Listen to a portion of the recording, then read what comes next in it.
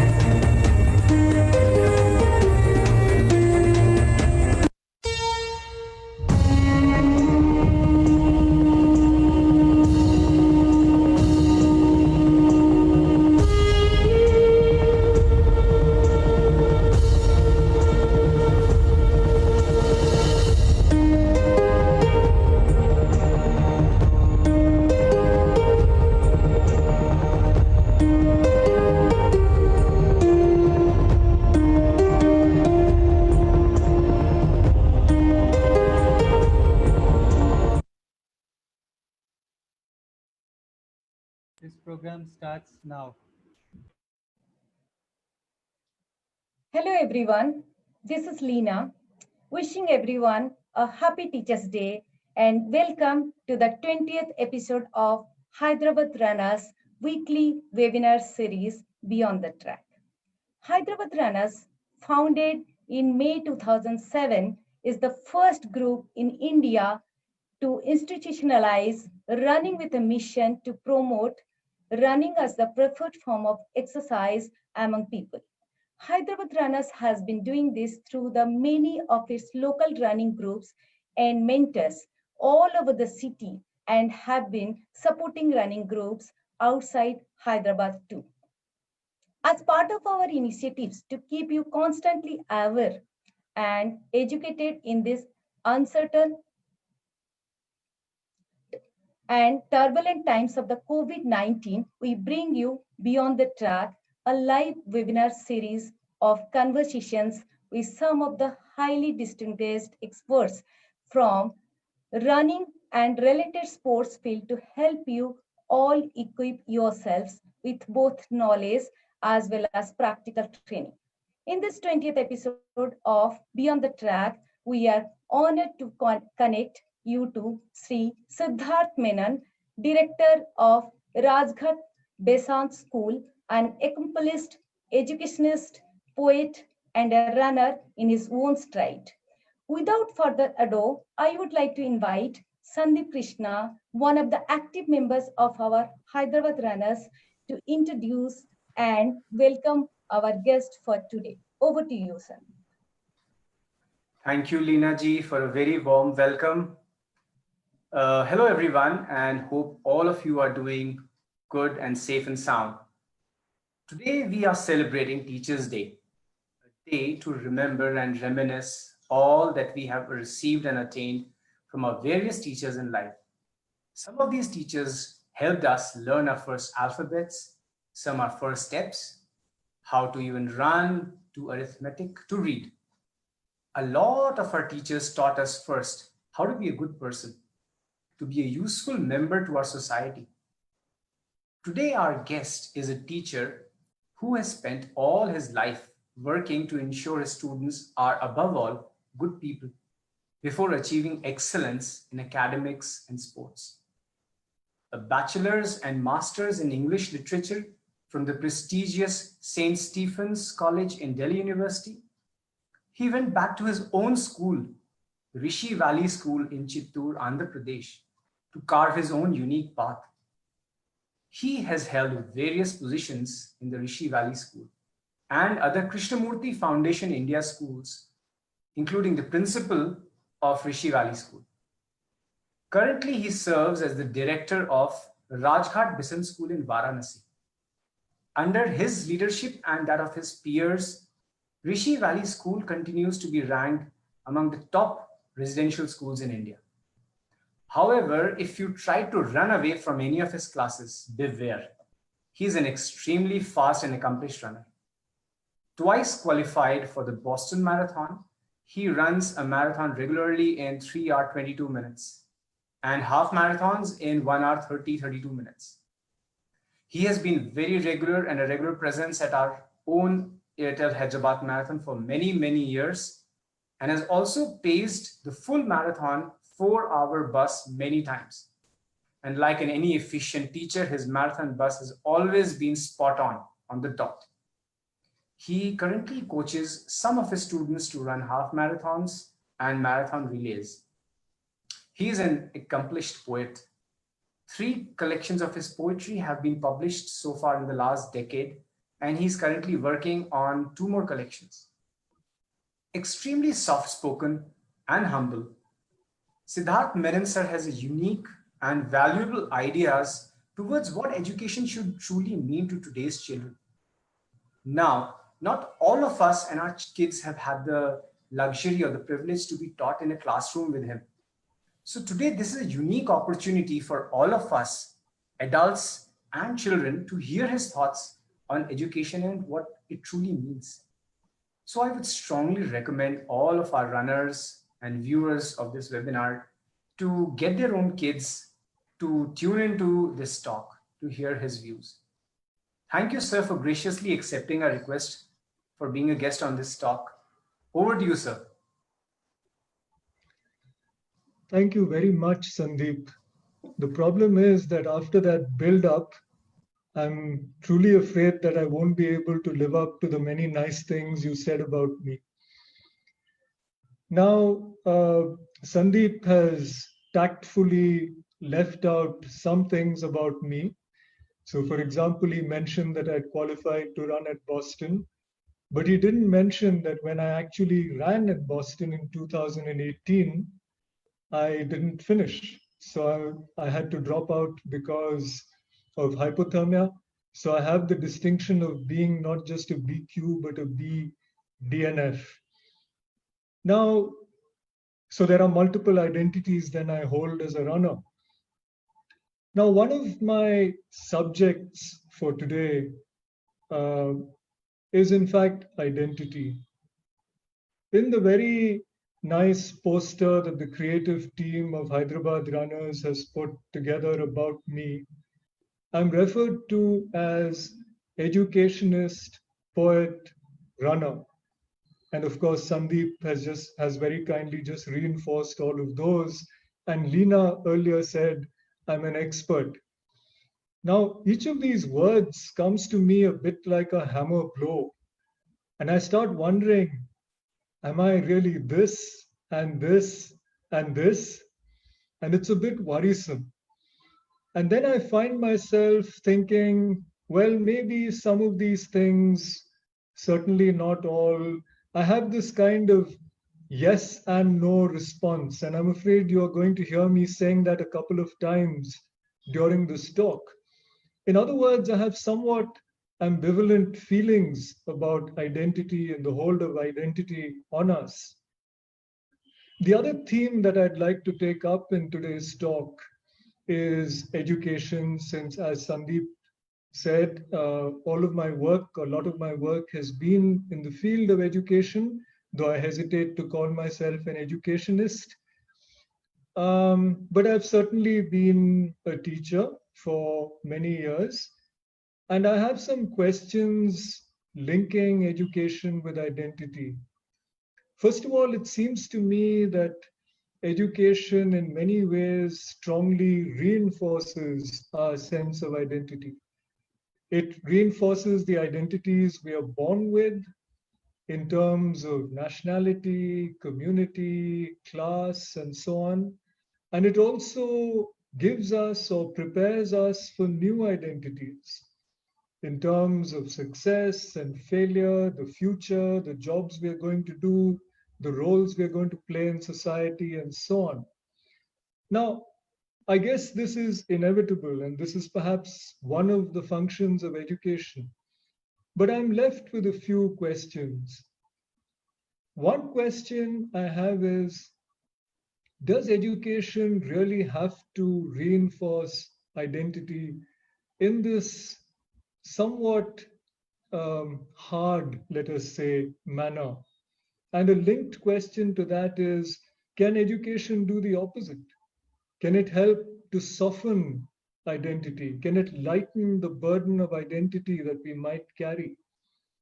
And this brings me to one more question, which is, what happens to the way we live and the way we act without this weight of identity?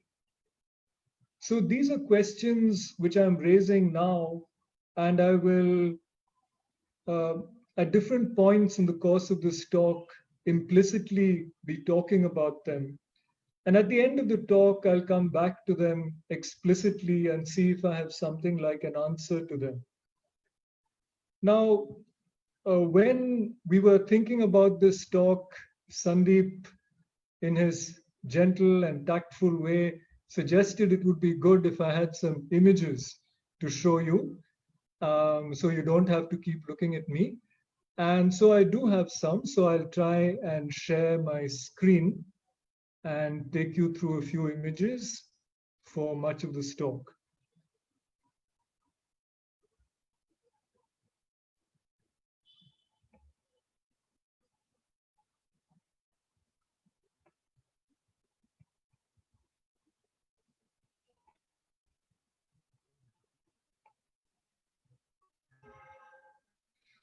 So this is the first image I have, which gives you the title of my talk, which is Once a Runner, Identity and Education.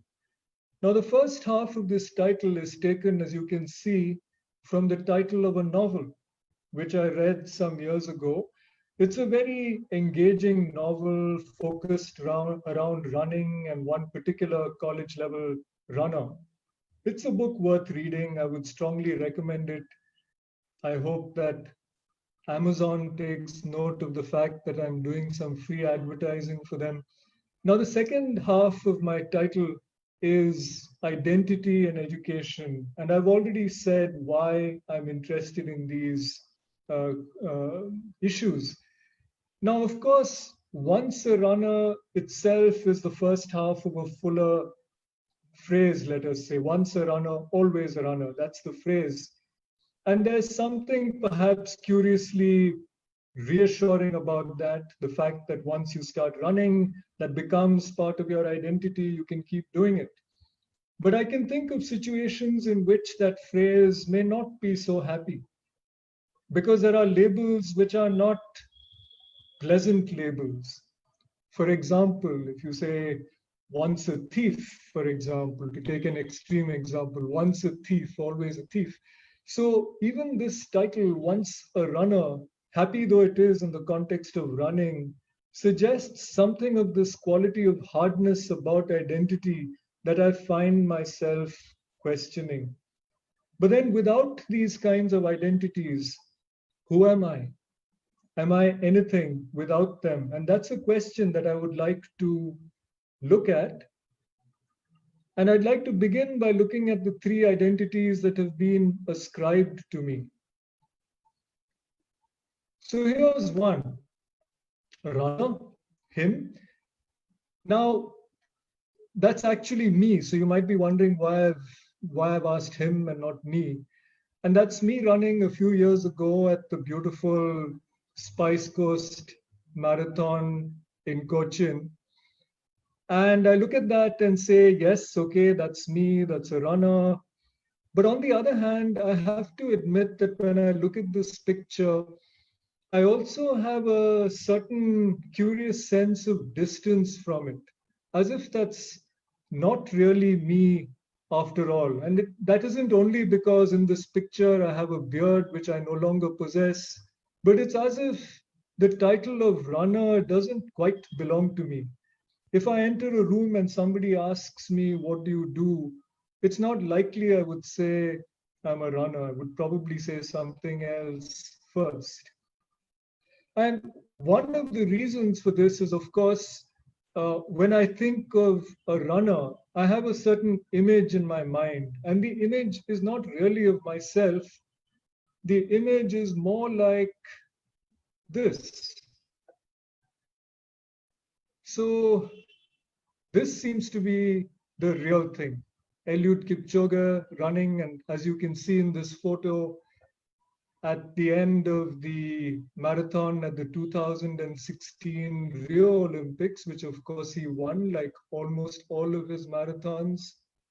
So here he is, a world record holder, Olympic champion, winner of all but one of the marathons he started in, the first man to run sub 2 hours. Surely he deserves the title of runner. And yet you find that I have put a question mark even there. Now, why is there this question mark when Kipchoge is undoubtedly a runner? Now, the reason I put that question mark is, yes, Kipchoge is a runner, but is he only that? Isn't he many other things besides? And another question, does he run because he's a runner, because of the identity that we give him as a runner? Or are there other reasons? So somehow, even in this case, I find myself at the very least questioning this whole epithet, this whole label of a runner, this identity. Now, if not a runner, what about a teacher? Now, let me first say something about this somewhat odd photograph. Odd because, well, that's me again, but this is not what a teacher should be doing, holding forth to a captive audience. We now prefer to think of teaching and learning as being more intimate activities. As it happens, I didn't have any photographs of myself teaching, and this was the closest that I could find, which is when I was giving a lecture in a school that I happened to be visiting. So sorry for the photograph and somewhat misleading photograph about what a teacher does. And I hope to show you another one later about what teaching actually looks like. But apart from the photograph, surely here I should have no problem with the label. After all my working life has been primarily as a teacher. If I were to fill in a form for, say, a passport and they asked my profession, I would most likely fill in teacher. And even then, I find myself just a little bit uncomfortable. I would love to consider other options, profession, well, human being. But if I wrote something like that, the computers would probably crash. I think when you are asked to define yourself, there are certain kinds of answers you have to give. And so I would give this. And it's not a bad answer because it reflects what I do for a lot of my life. And yet, calling myself a teacher is not something I'm entirely comfortable with. To teach is one thing. I'd happily say that I teach, whatever that means, and it includes learning and so on.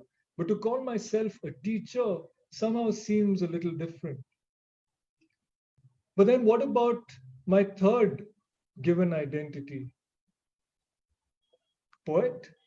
Here I am at a poetry reading and legislator of mankind. I just threw that in because Shelley talked about poets as being the unacknowledged legislators of mankind. I'm completely conscious of the fact that I don't really legislate anything.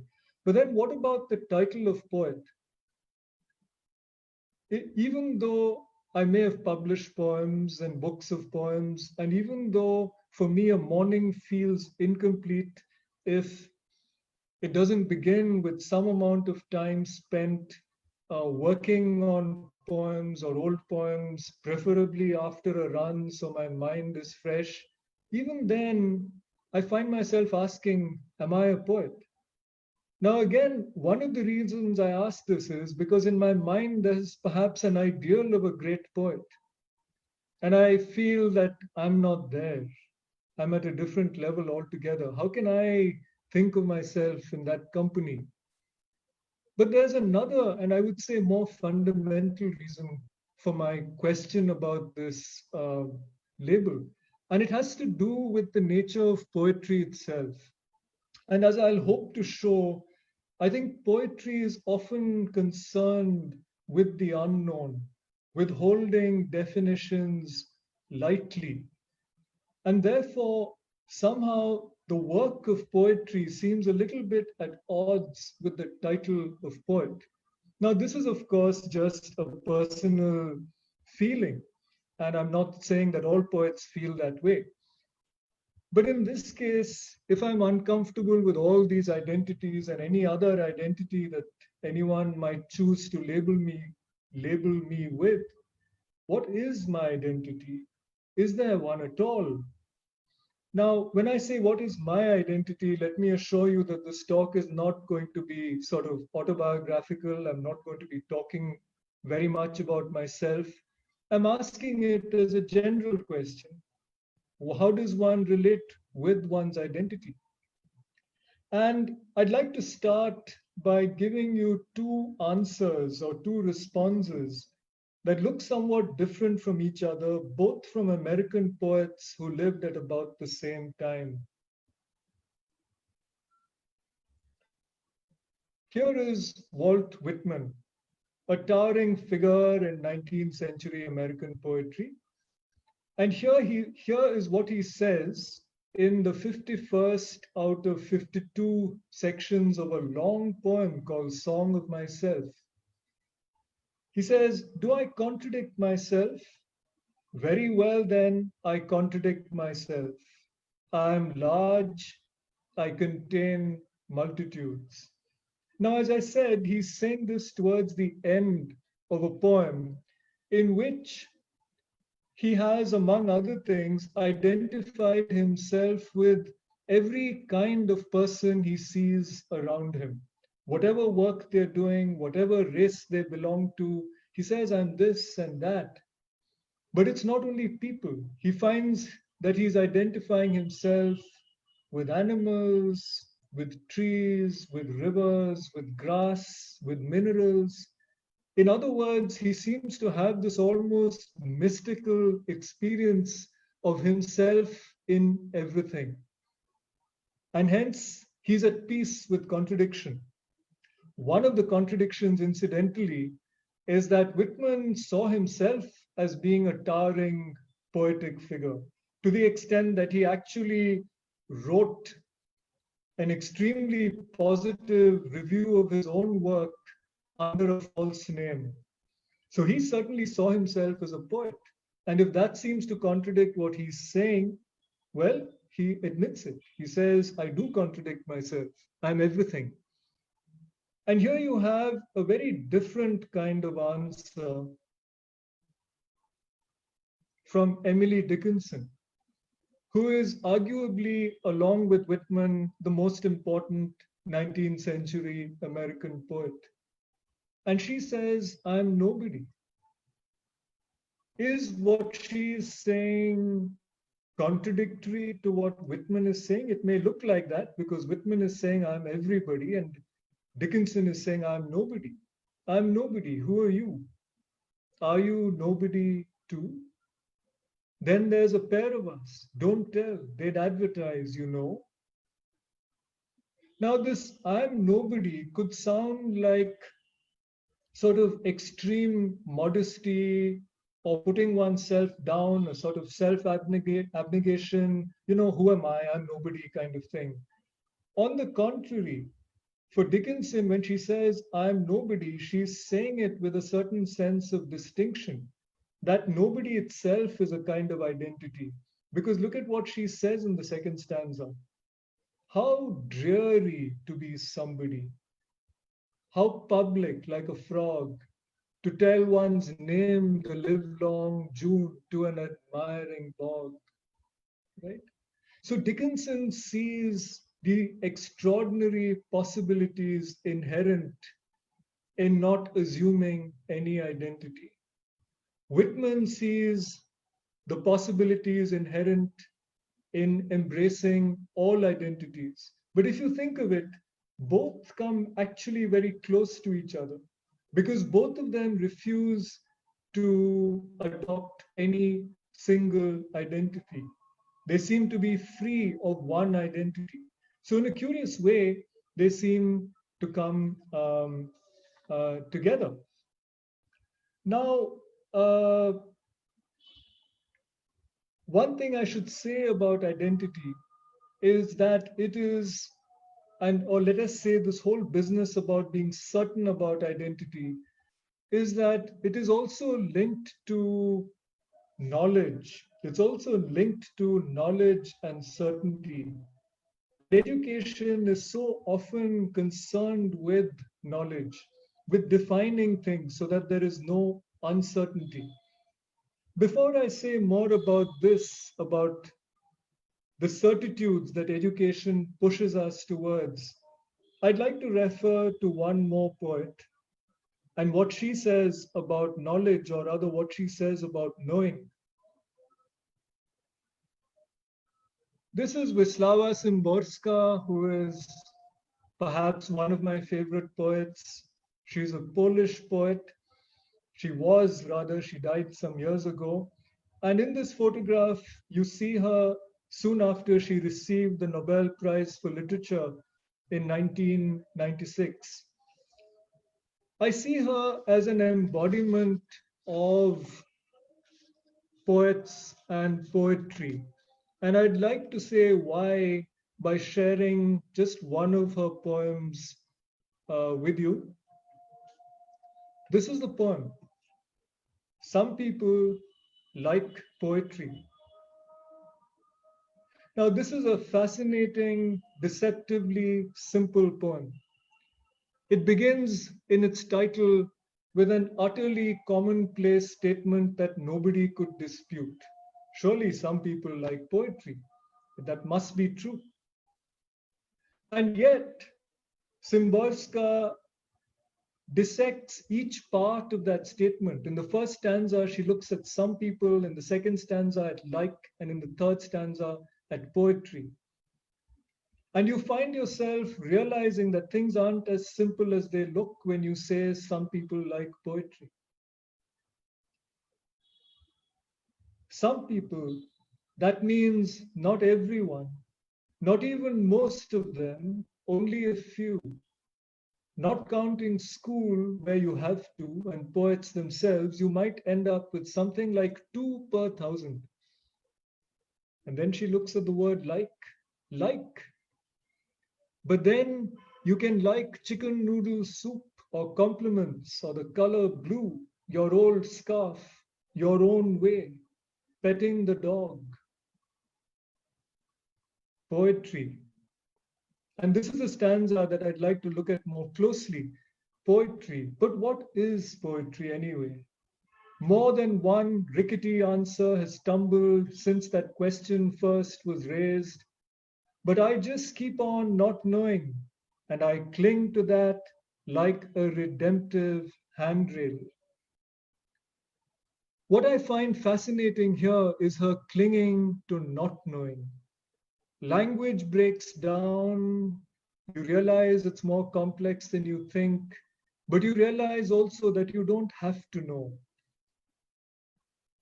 And here's another poet who says something similar. The photograph is of John Keats, the great English so-called romantic poet.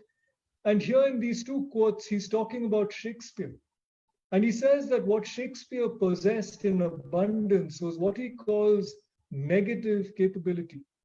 That is, when a man is capable of being in uncertainties, mysteries, doubts, without any irritable reaching after fact and reason. That's so interestingly put. This is from a letter that Keats wrote. And he sees what he calls negative capability as an enormously positive thing. And he says it's the great poets, people like Shakespeare, who were able to do this. And he says more about this in the next quote, which is in another letter. The poetical character has no self, it is everything and nothing, which reminds us of what Whitman and Dickinson said. It has no character. It enjoys light and shade. It lives in gusto, be it foul or fair, high or low, rich or poor, mean or elevated. What shocks the virtuous philosopher delights the chameleon poet. So that explains this image in case you were wondering why I have a picture of a chameleon there. In other words, a chameleon is what a poet is, infinitely adaptable. And infinitely adaptable because he's not attached or she's not attached to any single identity. Now, adaptability is one quality here, but there's also empathy, which is something that I'll come to a little later. But now to come back to education, and I'd like to quote another 19th century English writer. This is Charles Dickens in his novel Hard Times, which is about the Industrial Revolution as it hits a town called Coketown, and among other things about education and how damaging education of a certain kind can be. So here is Dickens caricaturing education that he sees, the basis of utilitarian education. In this life, we want nothing but facts, nothing but facts. The man who's speaking, his name is Gradgrind. One of the pleasures of reading Dickens is the way he creates names that suggest qualities in a person, Gradgrind, but also the way he uses images like a poet. And he talks about this class of children, and they're all like little vessels arranged neatly on an inclined plane, waiting to have gallons of facts poured into them. Now, what I want is facts. Teach these boys and girls nothing but facts. Plant nothing else. Nothing else will ever be of any service to them. Now, this, as I said, is a caricature, perhaps. This emphasis on facts or on knowledge. Also, this emphasis that education needs to be utilitarian. It needs to serve a definite purpose. The question arises, is education like that today? Are we still preoccupied with facts? Are we still primarily utilitarian in the way we see the purpose of education? And I would say again, I warned you, yes and no.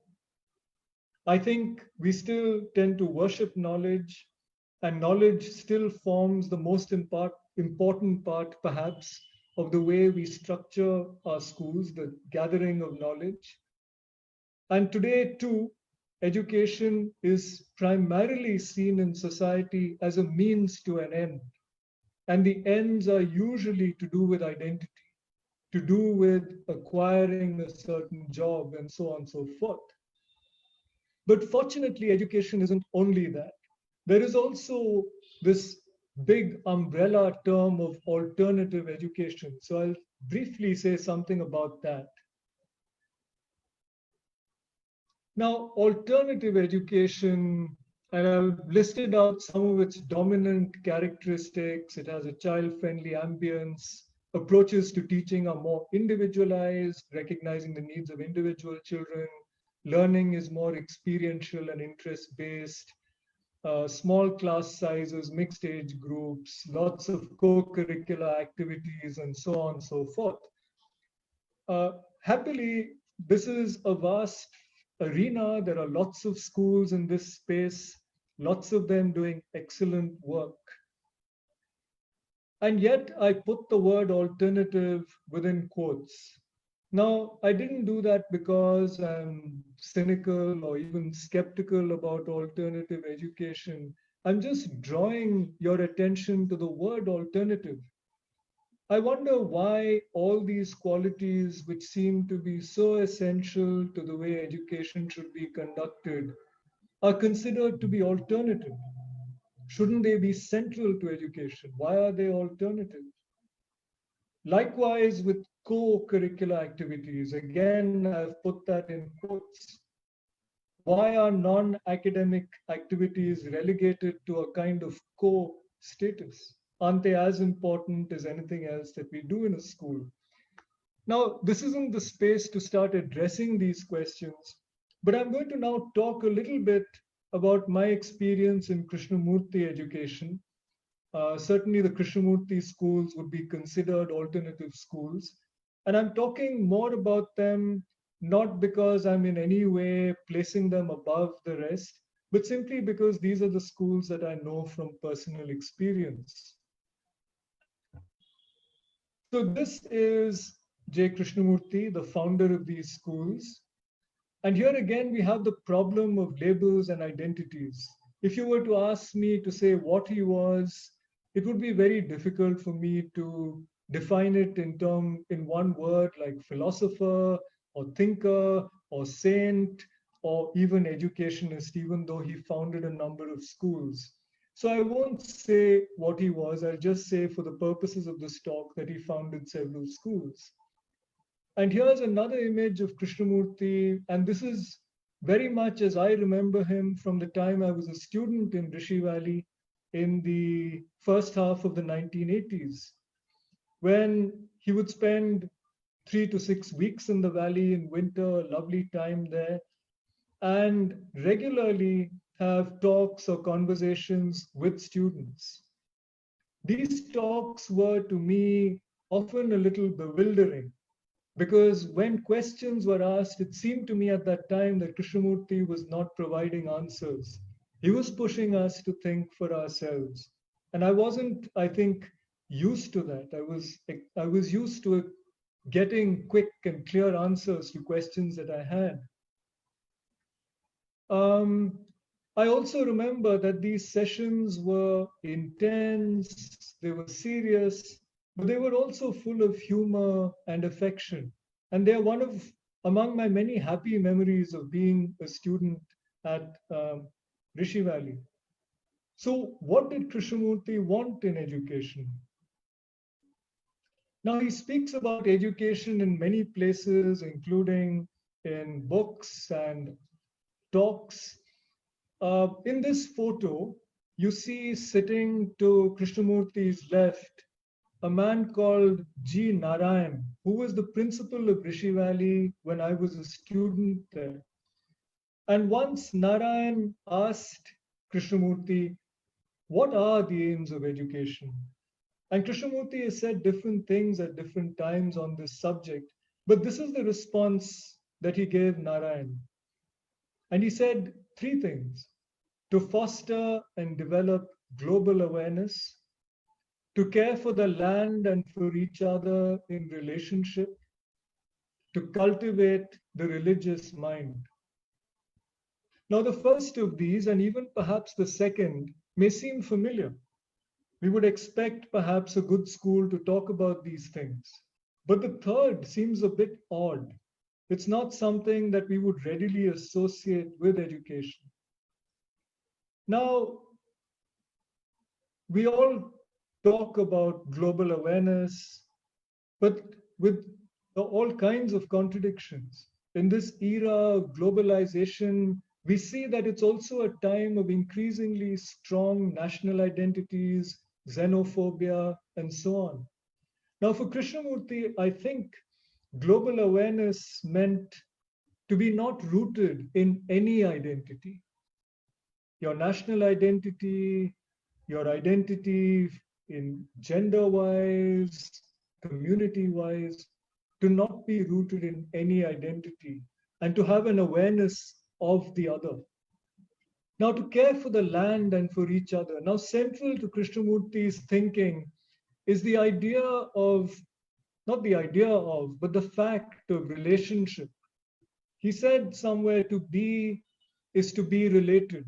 There's no existence without relationship, whether it's with objects or nature, land, or with people. And education must be concerned with understanding relationship.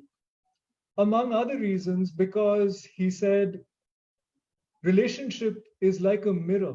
It's in relationship that you begin to see yourself more truly. And to cultivate the religious mind. Now, what did he mean by this? Now, I have here a set of statements that he made about the religious mind at different times. We don't have time to go into them, and that's not the purpose of this talk, but I've just laid them out here to give you a sense of what he was talking about and also a sense of what he was not talking about.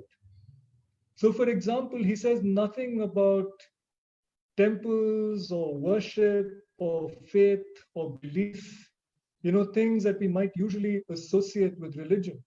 He says a religious mind is a very factual mind. It's not, in other words, concerned with theories or ideas. Religious mind is not a slave to time. It's not caught in the hold of the past or preoccupied with the future, in other words. A religious mind has a great sense of beauty. It is only the religious mind that can be in a state of creation. When the brain is totally unconditioned, the mind is religious. A religious mind has no fear, it is free. I would just like to briefly say something about the last two. Krishnamurti often speaks about how we are conditioned. In other words, the brain gets increasingly programmed. We are born with a certain amount of conditioning and we acquire it through society, through our families, through education. And he says there's a possibility of being unconditioned. And when that happens, the mind is religious. Now, again, as I said, I'm not going to go into this, but I just thought I'd hold it out for us to keep at the back of our minds. And he says a religious mind has no fear, it is free. If it is unconditioned, if it isn't attached to identity, including its own identity, then it has no fear. And if it is free of conditioning, it is free. Now, having said all this, let me try and give you a glimpse of two of the Krishnamurti schools. Or before that, I'm sorry, there's another thing that Krishnamurti said. He said, you are the world. In other words, you're no different from the world psychologically. So we may look different, but the truth is, we are in the same boat. Now, when we say we are in the same boat, it often is in a bleak context. We're all struggling together. And Krishnamurti was saying that we're no different from each other at a fundamental level. But I see in this, in a recognition of this, in a recognition of the fact that fundamentally we are not different from each other, I see enormous potential. Because here then there's a possibility of coming out of our preoccupation with ourselves. So the schools. Now this is Rishi Valley School where I spent the last 6 years of my own schooling and where I taught for several years. Now I've chosen these particular pictures for a reason because I think they embody some of the things we've been talking about. The picture on top shows you a vast canvas of the valley. And notice how green these hills are, and notice how green the campus is. But Rishi Valley is in a drought-prone area. It's in Rayalaseema, in Chittoor district, which is perhaps the driest region of Andhra, one of the driest regions in the country. So all this greenery has happened because over the years, people have cared for the land deeply. I remember as a student when we had tree plantation programs on this very hillside that you see in the picture, in an area which is where water is scarce, we would form lines to transport buckets up to saplings that were newly planted. And over the years, the hill has become green. And that supports the villagers and their needs for fodder and so on and so forth. The picture at the bottom left is a picture of what I'd like to see a classroom to be like. It's out in nature. The children are sitting around, certainly not like the lecture hall, which I showed you myself. And the third picture, the one to the bottom right, shows you a hostel. Because in this school and in many of the other Krishnamurti schools, we all live together. And every house where children live has a house parent. This particular house, which is called Jacaranda House, is where I was a house parent for 11 years. So I feel a particular affinity maybe to it. But there's extraordinary potential there when a house parent is living with a group of 12 children to learn from each other and to do many things together. And this is Rajghat Besant School, which is where I'm working now. Again, notice the beauty of nature here, the trees and the river Ganga, because the school, which is in Banaras, is on a bank of the river. Bottom left is the building which we all love, which was built in the 1930s, soon after the school was founded. And it was built by Tagore's architect, Surendranath Kar. He designed it. And Rajghat is a place which is deeply connected with an ancient culture. It's the culture of Banaras. It's also the culture, the more recent culture, let us say, of Shantiniketan. There's a strong connection with that through art, music, and through this beautiful building. And the picture on the right gives you an image of, well, I would say living in the here and now in Banaras. Banaras has an extreme winter with heavy fog. This photo is taken in December on our big field. And you see there are a few people, children, students, out running on this field, despite the fog and the discomfort. There's something to me symbolic about this picture. There's something symbolic about fog. Of course, fog can represent the fog of not knowing, for example, and it can be unpleasant and cloying, but fog can also be very beautiful, as it often is in Rajghat. To me, it represents, among other things, the coming and going of knowledge. Something emerges through the fog, you see it clearly for an instant, and then it vanishes, like these runners who come round over and over. So now, I would like to ask another question, which is perhaps implicit in some of those I've already raised. And here I'm sharing an image which came to me on WhatsApp a few weeks ago. So perhaps others have seen it too. So here you have a little boy or girl asking this old man, I asked a wise man, tell me, sir, in which field could I make a great career? That might seem like an odd question for such a small child to ask. But it's a question that we do encourage our children to ask where they can make a great career.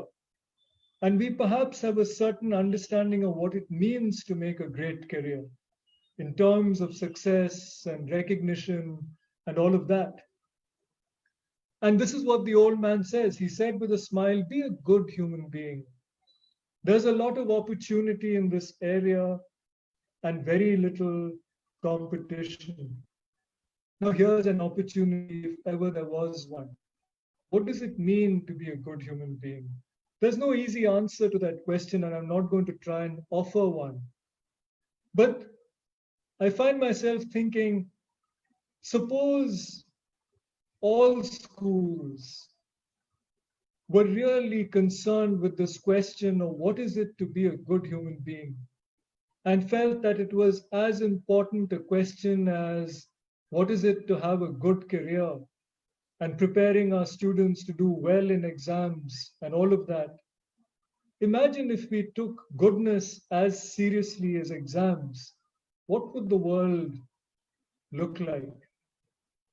Don't get me wrong, I'm not saying that exams are unimportant. But the question is, have we achieved a balance? Has formal education managed to balance the needs of job, the future, and all of that with the needs of goodness? And I would say here there's a larger kind of utility at work. The world needs people who are good. Otherwise, how do we protect the earth that we have, protect our environment, if we don't have values which are rooted in goodness? And this brings me to the last slide, which I have, which is a last poem that I'd like to read to you. And it's a poem by Mary Oliver, another fine American poet who died just a few years ago. It's a poem called Wild Geese. And one thing one should say about goodness, and this is maybe paradoxical, is that it can't be achieved by an act of will. It's something which perhaps happens. And I think Mary Oliver is talking about that. She says, you do not have to be good. You do not have to walk on your knees for 100 miles through the desert, repenting. You only have to let the soft animal of your body love what it loves. Tell me about despair, yours, and I will tell you mine. Meanwhile, the world goes on. Meanwhile, the sun and the clear pebbles of the rain are moving across the landscapes, over the prairies and the deep trees, the mountains and the rivers. Meanwhile, the wild geese high in the clean blue air are heading home again. Whoever you are, no matter how lonely, the world offers itself to your imagination, calls to you like the wild geese, harsh and exciting, over and over announcing your place in the family of things. Now, there are many things and one can speak about in this wonderful poem, but I'll just mention a few. You do not have to be good. It's not something you can do, but you can connect. You can connect with people through, for example, despair. Everyone experiences despair, and this is one of the things you can share. And the world goes on. You can connect with nature, with the sun and the rain, the prairies, the mountains, and of course the geese that are heading home. And finally, there's imagination. And imagination is such an important quality that we tend to think of as being secondary in the whole pursuit of education. Because finally, it's imagination that allows us to connect with people through empathy. And then you can take your place in the family of things in a less self-absorbed kind of way. So I'll stop sharing the images now and I'll just conclude with a few comments. I'd like to remind you of the questions that I began with. Does education necessarily need to reinforce identity? Can it do the opposite? Can it soften the hold of identity? And I would say it can. I think identities are inevitable. You might say they are even necessary. They serve a place. But education can give us the tools to understand the hold that identity has on us, the way it works, the way we get attached to it. And education can help us to understand, to explore our own conditioning. And when we do this, I think identity starts being held in a much lighter way. It no longer has that weight. And education gives us so many opportunities to take us out of ourselves, to take us away from self-absorption, to connect with people, to connect with nature. And when we do that, I think our lives are different. Which leads me to the third question I'd asked, which was, what happens to our lives when we hold identity lightly? I'm reminded of something that Professor Gil Harris spoke about on this platform several weeks ago, when he spoke about running as an ecstatic experience. And ecstatic not because of endorphins, but ecstatic because it can take us out of ourselves and bring us in connection with a larger world, with a larger and changing world. And of course, running also invites us to self-absorption. We all have our goals, we measure our runs, we get preoccupied with data, But running can be this other thing as well, which Professor Harris demonstrated the other day so beautifully. Now, when does this happen? When are we capable of going out of ourselves? And it seems to me that that happens when we love what we are doing, when we relate to it not because of the identity it gives us, but simply because of the joy that it gives us. Wisława Szymborska, the Polish poet whom I referred to, in her wonderful lecture that she gave when she accepted the Nobel Prize, talks, among other things, about what she calls the harshest misery of doing things in a loveless way, of doing things simply because we have to, simply because it's a job. The antidote to this is to find what we love to do. And I would like to think that education should be concerned with this. Education should help us to find out what we love to do and to find this out patiently. There may not be a quick answer, but at least if education helps us to be concerned with that question, then there's a chance that we'll discover what we love to do. And then I think there's a chance of exploring or doing whatever we are doing with a quality of ecstasy, with a quality of being connected to something larger than ourselves and not just being preoccupied with ourselves. So I think I'll stop there. I have perhaps overshot my time. So Sandeep, I don't know, are there any questions? If there are, I'd be happy to try and respond to them on any of these issues or anything else that people might like to ask. So thank you very much for listening to me. Thank you, Siddharth sir, for a very invigorating and talk, which raises a lot of questions and a lot of food for thought for all of us. Something that I personally wanted to ask was that we talked about a lot about identities, the fluidity of identities, and possibly even the need of having these very specific dimensional identities. But today, what we see in the world, sir, is more of perception of identities with the social media or the celebrity culture that we see, where it's like people are famous because they are famous. So Right. this entire concept of perception of identity itself. So how does somebody who's growing up in this atmosphere, in this ecosystem, resist the urge to not fall in that trap? What does a kid like that do? Any thoughts on that, sir? I think that's a wonderful question. And I think it's an especially poignant question these days when, whether we like it or not, we are forced to be online a lot of the time and forced to ask our children to be online as well. And of course, there are all these distractions, let us say, through social media, entertainment, and so on, which in many ways reinforce a certain notion of identity and especially celebrity identity. What is the antidote to that?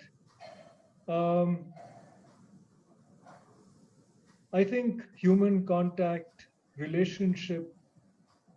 I think it's important to help children to form meaningful relationships with people and with nature, with objects.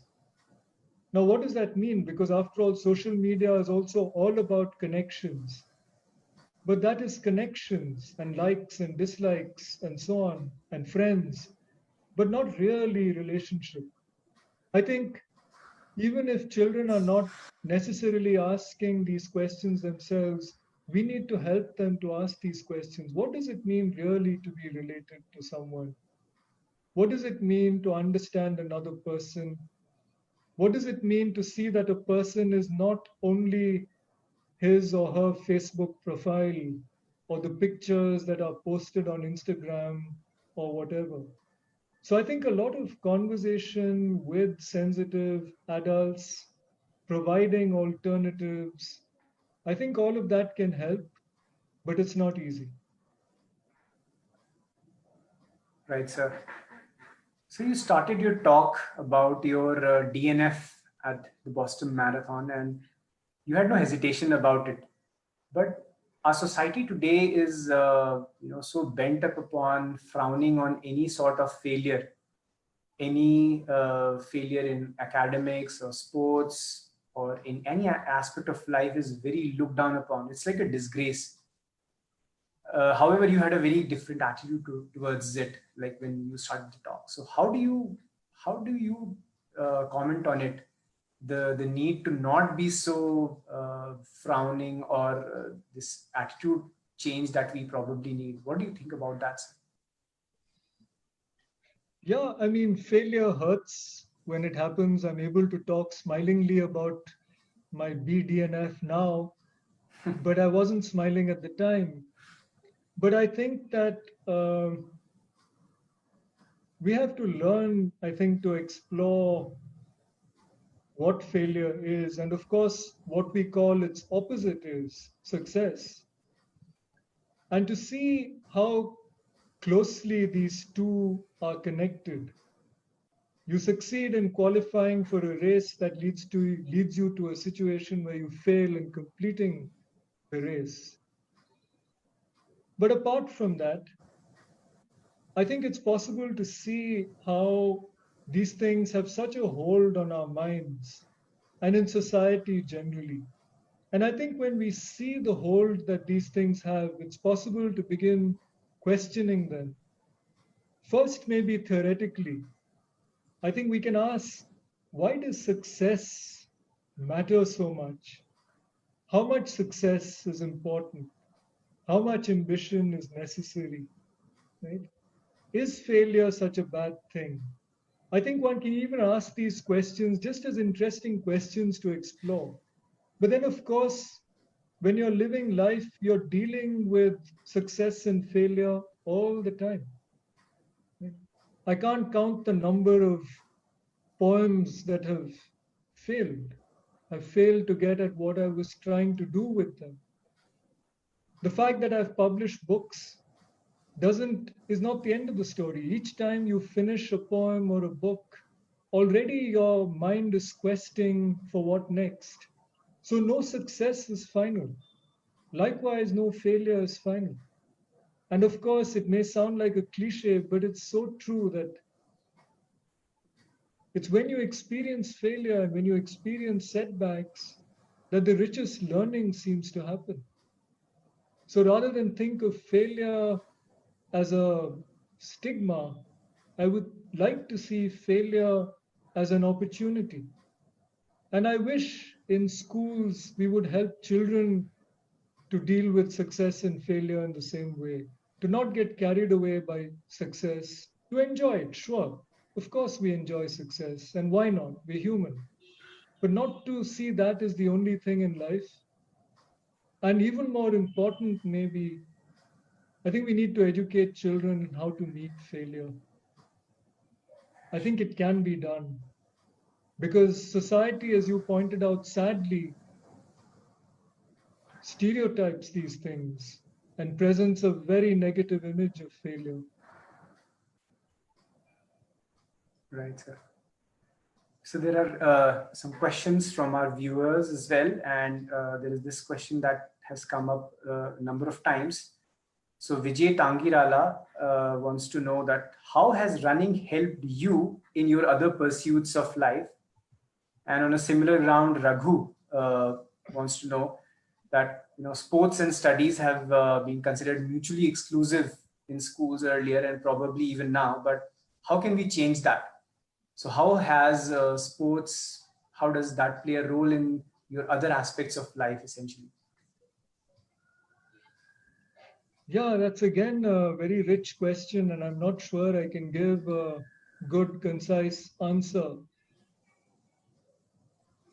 I think running has stayed with me now for several years because I've discovered that it's something I love to do. And the morning feels incomplete without it, just as it feels incomplete without poetry. And I think once you have a taste of doing something for the joy of doing it, you seek that in everything else that you do. And in some sense, it informs, I would say, or influences your outlook to everything, to the work you do, to the connections you make. And then nothing becomes routine or dull and so on. Now, I can't say, truly speaking, that I'm never bored or that I never find work dull or sadly, sometimes people dull. I do, like everyone else.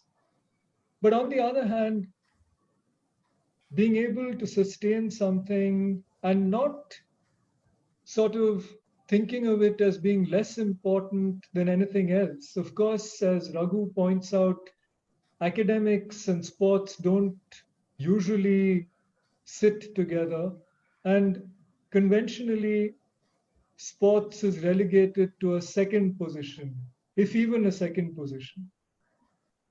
Now, for me, I make no such distinction. I may earn my living and in the public eye be a teacher, but I don't see running as any less important than teaching. In fact, running has provided me opportunities to explore a number of things with students, including what we were just talking about, success and failure. Now, to come a little more explicitly to Raghu's question, I think it comes back to education, and I would say a large failure in education, which is that our education tends to be preoccupied with mind over body. And so few schools have adequate sports facilities. And sometimes even those which do allot those facilities only to people who are good enough to be on a team and represent the school and so on. Sports is not part of a living culture. I know that there are people who are trying to change it, including notably Hyderabad runners through some of their initiatives. But I think we need to see a lot more of that, where we don't privilege one over the other. And I think it's a false distinction. I think there's as much learning in sports as there is in any subject. Right, sir. Just curious, do you ever find yourself being able to write poetry better after a run or during the run itself? Do you get that epiphany, or? Yeah, I mean, I can. That's a question I can answer quite clearly. If I don't run and when I come back and sit down to write, I find my mind relatively dull. I think running seems to make me fresher and capable of looking at my work in poetry with a fresh eye. I should also say, on a lighter note, that for me, running and poetry are somewhat in competition with each other because there's just so much time you have early morning, and I like to do both of these early morning before breakfast. And especially when I'm in school, because the school day has its routines, it's not easy. But when you really want to do something, you find ways of doing it. But yes, the short answer to your question is I think I'm more ready for my work on poetry if I've had a run. I find that in the evening as well. If I've done some exercise in the evening, again, I find my mind is very fresh.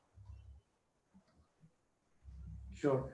So on the same note, Sai Prasad has a question that in this current scenario, how do you motivate folks to run outdoors? I mean, considering the pandemic and all the associated stuff with it, how would you want to motivate folks to go out and run outdoors?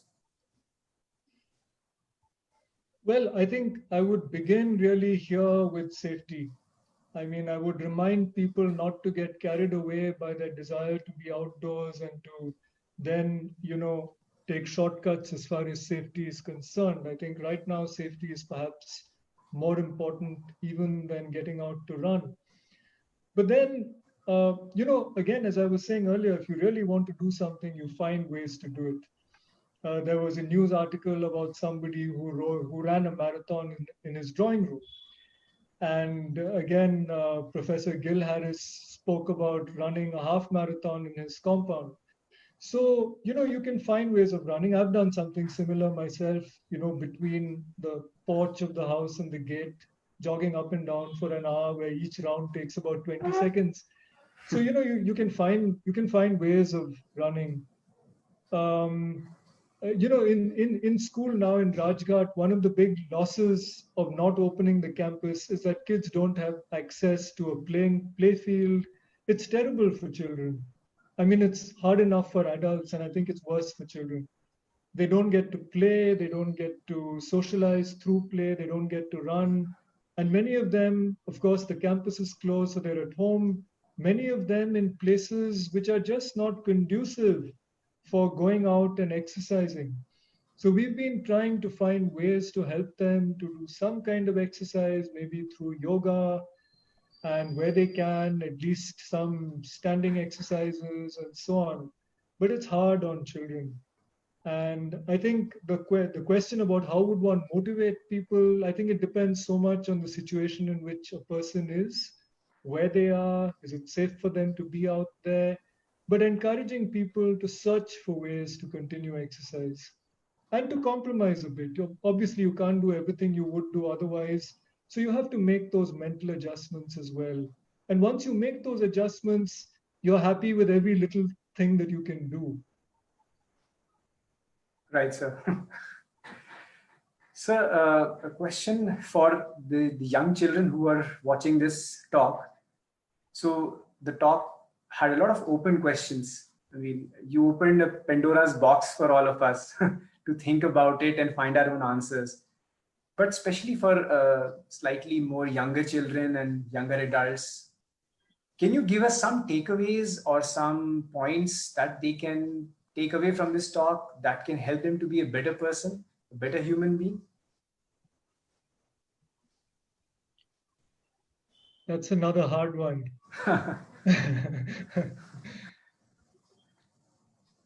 Okay, to relate it to what I've been speaking about, I would say the key thing is to form meaningful connections.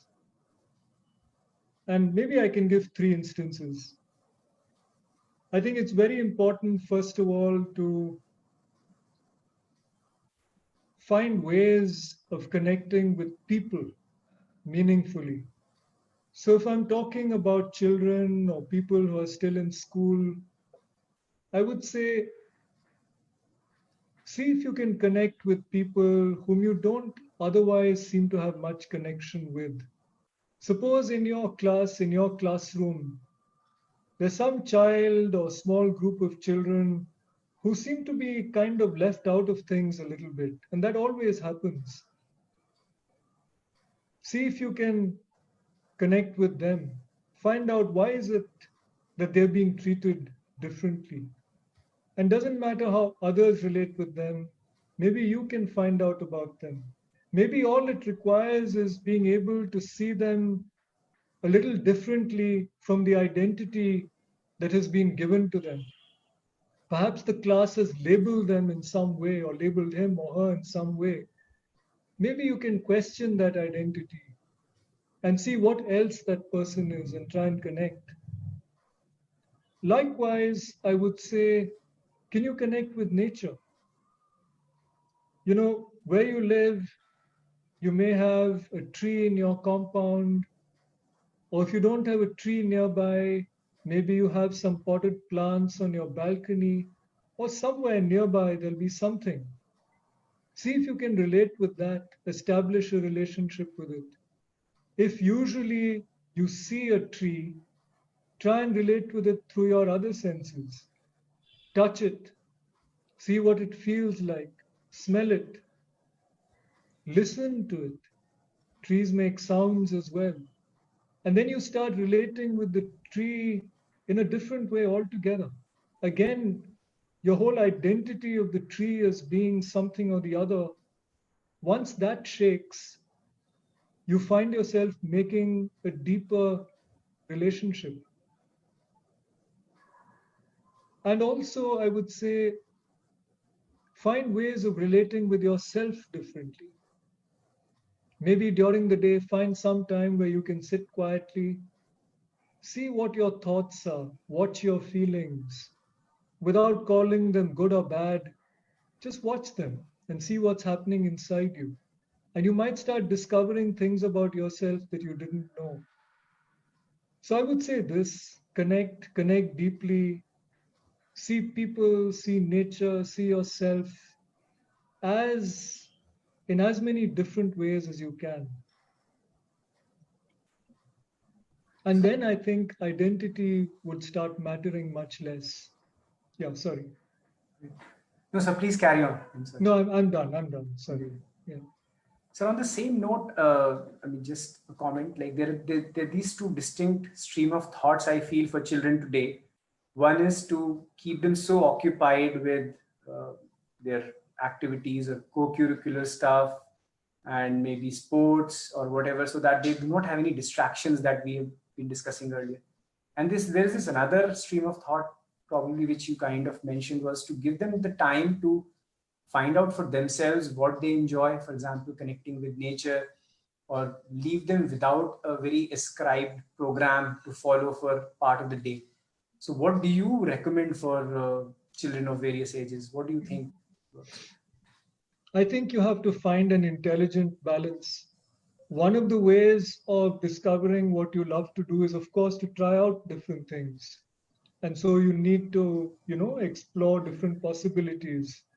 But, I shudder when I hear of how kids sometimes, they come back from school, they're rushed to, maybe first a tuition class, then a music class, then a tennis class, and then a something else and a something else. And I think, of course, they may be really interested in all of these things, but I think this happens partly out of anxiety. And I think it's the parents' anxiety more than children's anxiety that their kids will get left behind in some way. I think leisure is so important. I think just to have space to do nothing is so important. It's something we struggle with, I should say, in our schools as well. Because, with all good intentions, we tend to pack the day's schedule with all kinds of things. And as a result, children don't, I feel, sometimes have enough time to just be on their own and do nothing. If they're bored, so be it. Maybe they'll discover something about boredom as well. So I would just say, I think each person, each child, and each family has to find an intelligent balance and not, I would say, get preoccupied by peer pressures. I think a lot of these anxieties are because we see what others are doing and we feel that our children should be doing all the same things or more. Right, sir. So Aditya Verma has a very interesting question here, and I'll read it out.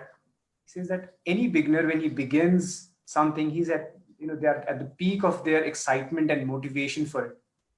But later on, gradually it becomes harder and harder to follow it. The interest levels drop, and they possibly just do it to, kind of survive in the world.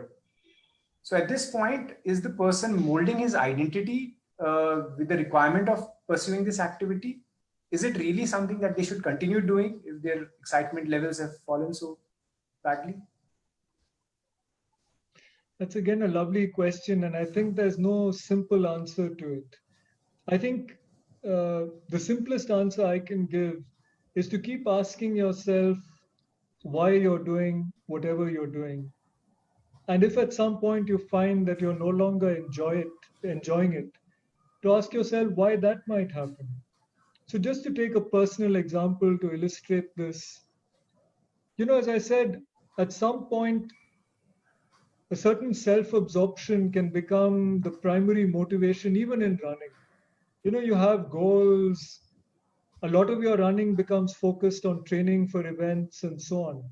So in a way, our current situation for me has been a bit of a godsend because, I mean, that's an odd way of putting it. It's obviously not a godsend. But what it has helped me to do is to, in some ways, re explore my relationship with running. Because there are no events, my running is often disrupted because when there's a lockdown, I can't go out. So I can't really plan more than a week or two ahead. So I can't really get into too much of a calendar of running the way I'm used to. And yet I find that my day feels incomplete if I don't run, which means it's something that I need to do. But a few weeks ago, I found myself feeling somewhat demotivated. And I realized that that was probably because my runs had become somewhat repetitive. I was doing much of the same thing day after day. And I just injected a certain amount of variety into my running. And now I'm back there. I'm enjoying each run, looking forward to each run. So, yes, one starts with excitement, but with running, one also sometimes starts with pain. It's not easy to get into running. And it's only over time that you overcome that pain and start running more effortlessly and easily.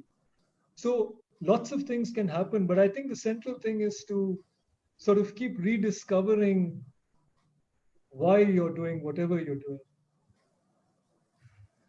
Right, sir.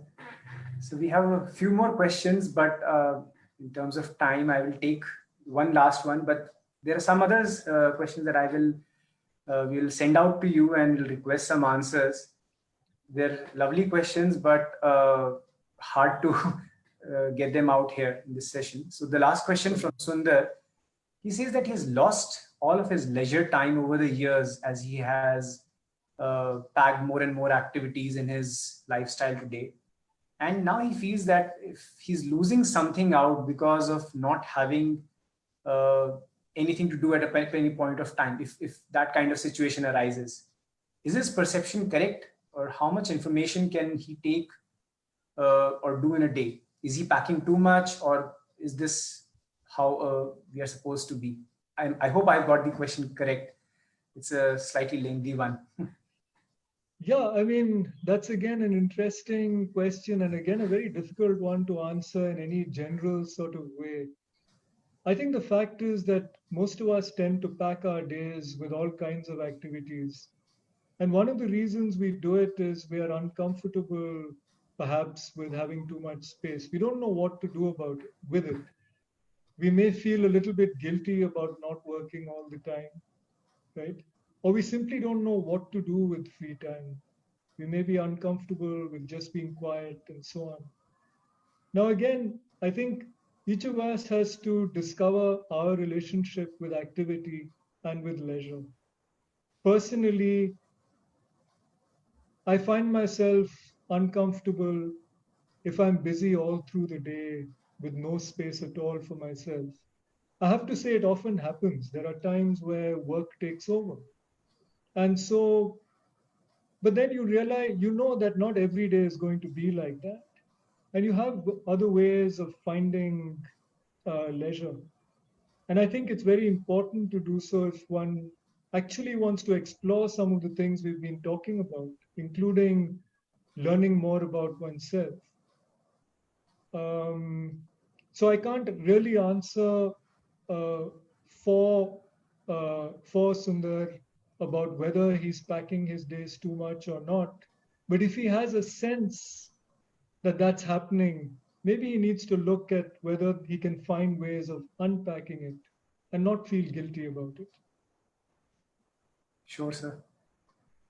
Thank you so much for all the answers that you gave us for all the complicated questions we had. And before we move on, sir, just a small request. If you can share a few lines of your own poetry. We have heard from Keats and Mary Oliver, but if you have time, just a couple of lines from your own poetry before we move on, sir.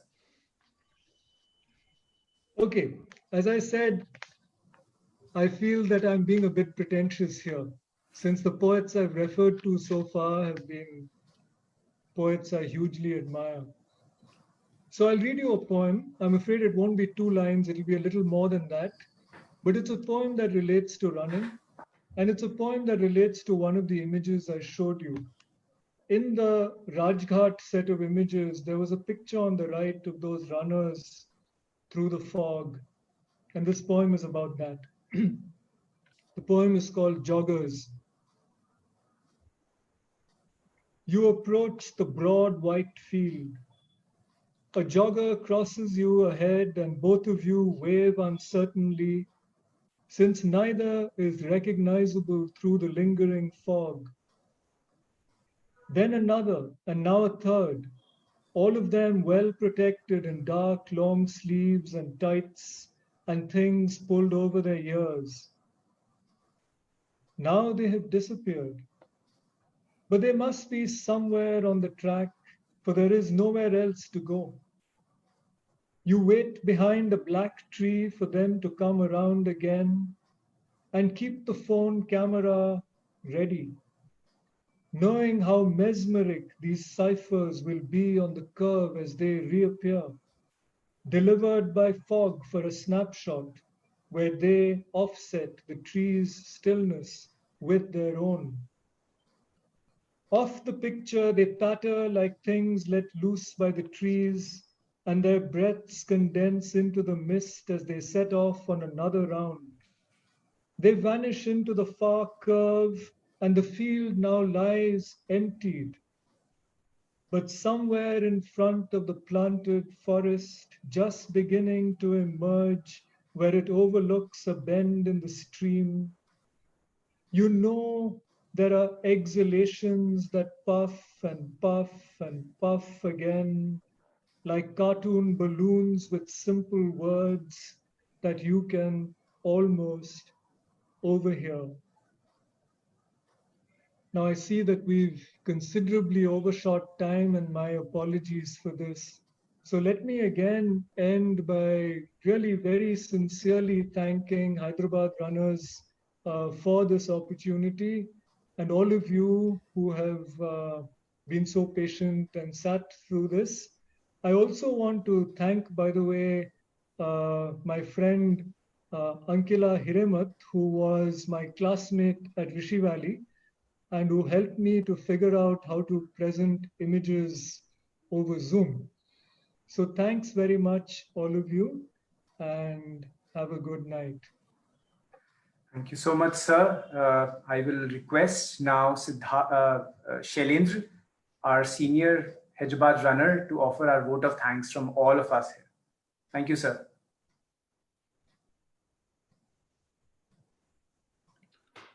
That was awesome, Sandeep. I would say very engaging and also an inspiring Q&A session as well. So friends, it was yet another informative and very inspiring 1 hour. I hope you enjoyed attending the event as much as we did in organizing it. Okay, my turn to quote Polish Nobel Prize winner Wisława Szymborska when talking about resume, and she says, regardless of the length of life, a resume is best kept short. So to paraphrase, regardless of the length of webinar, a vote of thanks is best kept short. So let me quickly wrap it up. So as an academician, a struggling runner, I would say, and also a perpetual student, here are my 3 key insights from Siddhartha's talk. Point number 1, you're not constrained by your success and definitely not defined by your failures. I mean, look at Siddhartha could talk about his BQ, Boston qualifying, as well as BQ DNF in the same breath and still go on his running journey. That's awesome. Point number 2, awareness of who you are. And that means in all facets of life. That's critical. And at Hyderabad Runners, we take it very seriously of being aware of our bodies and definitely fellow runners as well as the environment around us. And I think that's a key lesson.